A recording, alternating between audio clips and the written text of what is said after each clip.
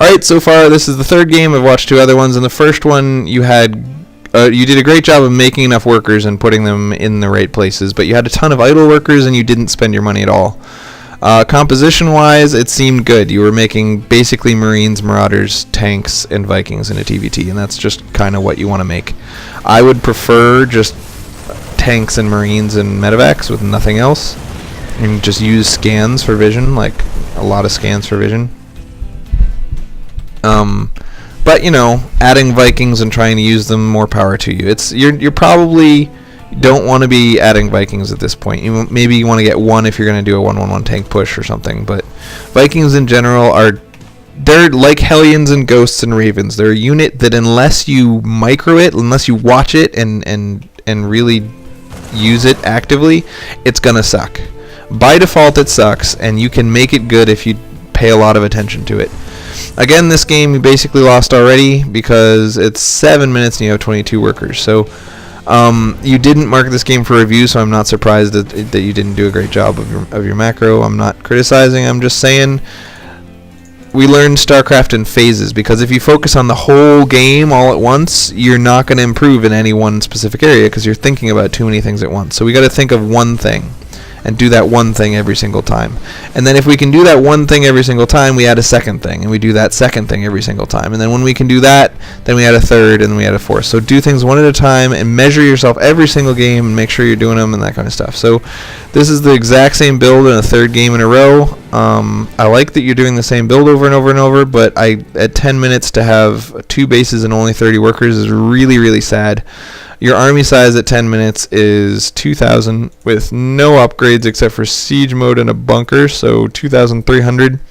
That's quite bad as well, but obviously you're going to have a small army if you don't have any workers. So what's happening here is that you're focusing on what you need. Alright? So there's 2 ways to macro. You can say, alright, first things first, I'm going to make sure I have SCVs. Next, I'm going to make supply depots. Then I'm going to go back and check again, do I have SCVs? And then I'm going to go back again and say, do I have supply depots? And then I'm going to do the third thing, which says, do I have, am I making Marines out of my racks? Okay, and then you go back to the first and the second and the third. And if those are all yes, you go to the fourth. And then you start at the first, second, third, and then fourth. And if those are all yes, you go to the fifth. And that way, you never ever miss SCVs, and you never ever miss supply depots, and you never ever miss making Marines out of your racks, and then you start adding other things to the list.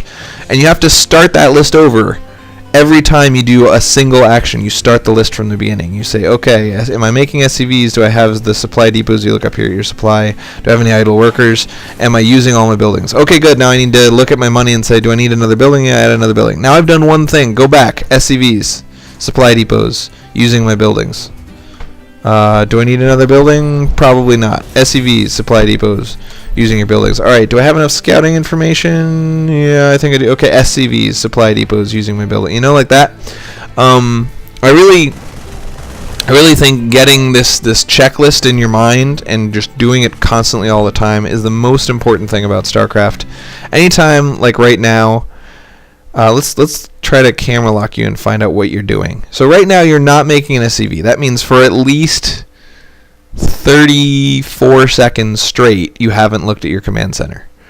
So what are you looking at instead? Let's go back 34 seconds and find out. Okay, so during these 34 seconds you're not looking at your command center, or you look at it and actively choose not to make SCVs, which I kind of doubt. So right now,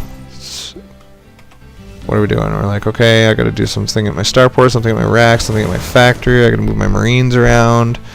I got to move my SC. So you've done 5 things, 6 things.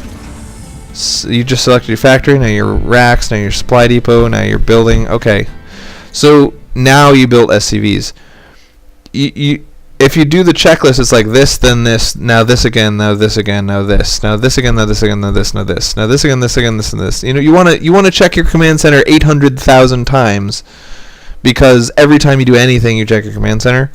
And you did. I'm gonna look at my command center, and I'm gonna try to do lots of different things before I get back to it. So it was about 52 seconds from 5:55 to 6:41 where you just didn't even look at your command center. So Obviously, I'd like you to break yourself of that habit, but if you find that you try and you focus on it for a couple of games or a billion games or however long, and you just really can't keep up with this, start queuing up to 5. Because honestly, queuing up to 2, you got $50 right here that you're not using. But you got $120 up here that you're not using. And by 10 minutes, I bet you got a couple $1,000 up here that you're not using. All game long, you have money right here that you're not using. And this money is completely wasted. The money you're queuing up in your command center, that's not really wasted. It's allowing you to not look at your command center as often. So if you took 250 of these dollars and put them into queued up SCVs at your command center, then at 8 minutes you would have 30 workers instead of 27. But at 10 minutes you would have 37 workers, actually 39 workers instead of 30. So the difference between obviously 39 workers, which is basically 40, and 30 is pretty big, man. It's what, 33% or something? That's pretty damn huge to be 33% on your entire economy. And at this point, your budget, let's see, I like math, all right? You're going to have to tolerate me. Actually, last night I stayed up until 4 in the morning just doing math about how much money I had spent on my car over the last several years so that I could compare it and divide how much was gas out of it and see just random stuff. And I have no intention of using that information. I was just like, you know what, there's some math I could do just for fun, and I did it. And Melissa woke up at like 4 in the morning and was like, why are you still awake? And I was like, I'm doing math. I like math. Anyway, so math-wise, we know that ideally right now with a bunker and siege mode and a second command center and 2 extra geysers, you should have approximately a $2,800 army, and you're missing 500, and you've got 1,000 in the bank. So by being 33% behind on workers, you're obviously 33% behind on income. Full one base income at, let's say, 10 minutes, because that's before he did that stupid drop. So this should be 1,000 minerals from this base. Let's see. So with 37 workers, you'd have 16, 17, 18 on minerals, and then 6 on gas, and then 9 on gas. 18 plus 9 is 27. And then you'd have another 10 guys mining minerals. So you'd be getting an extra 400 minerals per minute. 400 minerals every minute. Not just 400 minerals once, but every single minute for the rest of the game you're going to be getting. So the cost of 400 minerals once, actually this is only 200 minerals. So basically, if you queued up to 5 SCVs on your primary command center, you'd be spending 200 minerals in order to get an additional 400 minerals every single minute for the rest of the game. So it already pays for itself by about 9 minutes, probably 8 or 9 minutes. And then throughout the rest of the game, it's going to pay for itself like quadruple. So I highly recommend that you do one of those two things. Either get better at looking at your command center all the time, which honestly isn't that great of an option unless you have extra APM that you don't need, or start queuing up way more workers. And yes, that will make your rack slightly later, and yes, that will make your factory slightly later, and yes, throughout the entire game it will cost you 200 minerals, and on 2 command centers it'll cost you 400 minerals. But think about it, man. By 14 minutes, you have $1,500 in the bank. Is costing you 300 minerals in order to get like 30% more cash out of the ground really a big deal? No, do it. Yes, so I totally recommend that. As for double engineering bays, if you are not going to use them, do not make double engineering bays. That is just straight up obvious. Anyway, again, which units you're making and how you're using them is very secondary to your economy. And in every game except for that one that I watched, your economy has been really bad. And even in that one that I watched, you had a billion idle workers and you didn't spend any of your money. So, again, I said every game I'm going to look at around 12 minutes and see how much money you have in the bank. And again, you have a bunch. Oh, you actually, right exactly at 14 minutes, you've spent most of that money. But that's just because you stopped mining for so damn long. It keeps doing drops, and every time you stop mining, it's easy to catch up on that money. So again, I'm in about 15 minutes. I'm in your first-person view, and I'm looking down here to see how often you check your command centers and your buildings. You checked your command centers again and again. You've checked your command centers 4 times without making any workers at them. That's kind of weird. You checked your command centers again. Checked them again. So you've got idle command centers, but you know it. You keep selecting them and then saying, yep, they're idle. Yep, they're idle. Yep, I am not making workers. Okay, good. I am not making workers. And just like in all the other games, you have this problem that you're very consistently getting tons of minerals and no gas, right? You really value your tech units and you really undervalue your mineral dumps, and yet you don't excessively mine gas. So you just got tons of minerals, no gas. This is a problem that actually Terran, as a general rule, has the opposite problem.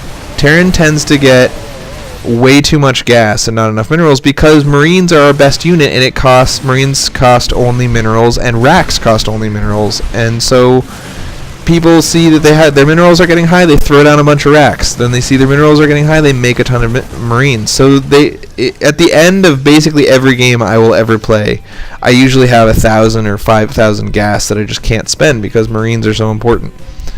And it's kind of funny to me that you have the exact opposite problem. So you're making stuff out of your factories and starports, but not really very consistently.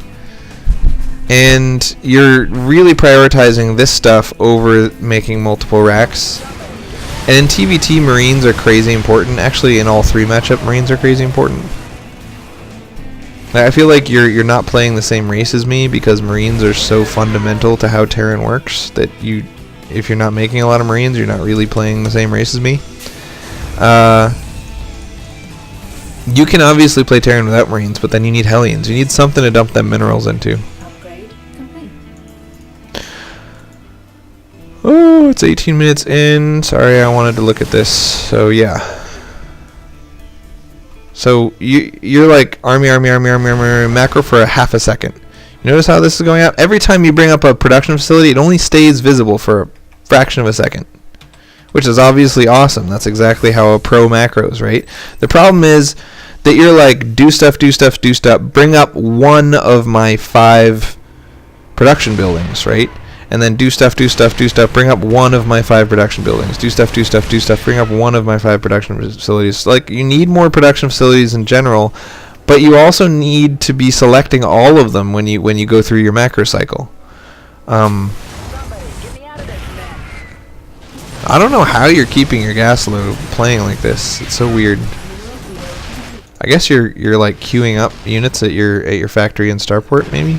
I don't know. Very strange. Like,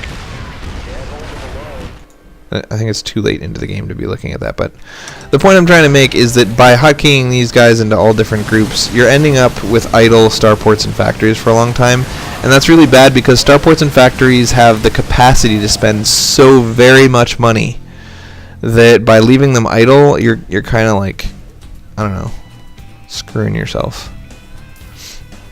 But I think idle buildings in general is just a big problem that you have throughout all these games. Idle.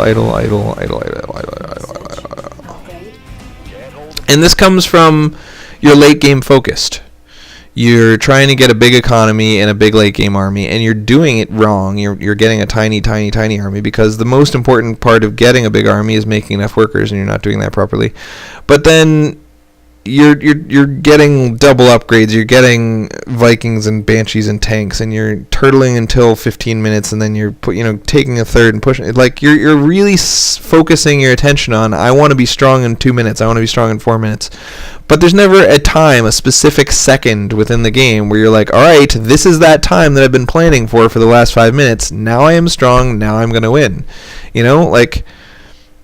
Building an engineering bay is saying, I want to be much stronger in 4 minutes. So 4 minutes after you built that engineering bay, you should be attacking him or defending or like at least considering an attack or moving around the using the thing that you just invested towards. And it just feels to me like you're always planning 4 minutes in advance throughout the whole game, and you're never actually using anything. But whatever. I'm gonna go to the next one.